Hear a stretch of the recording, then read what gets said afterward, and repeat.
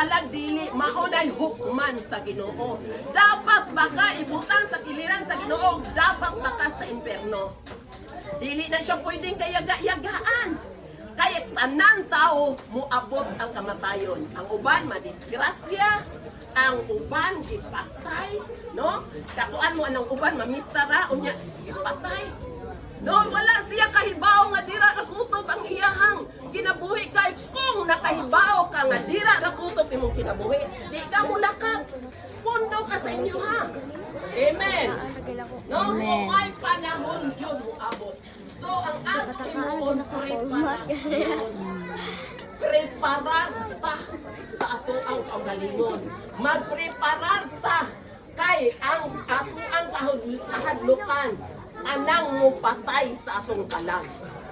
Moingon ka, namatay na ka. Nya tuade ka sa impierno. No, magpunag syagit. Kay musugot tag sa dili maudyo nay matabo nato. Kay giingon dira sa John chapter 14. Ingon dira, og miingon kanila si Jesus. Ayaw kamo kaguol. Salig kamo sa Dios ug salig usab kanako sa balay sa akong amahan. Adunay daghang mga lawak. Ug muadto ako aron sa pag-andam og dapit alang kaninyo. Kun dili kini tunuod, dili ko ta kamo. So diha niini. Og kun atoan na kamo dito, makaandam. Nagdapit alang kaninyo. Mubalik ako o kuhaon ko kamo aron bisag asa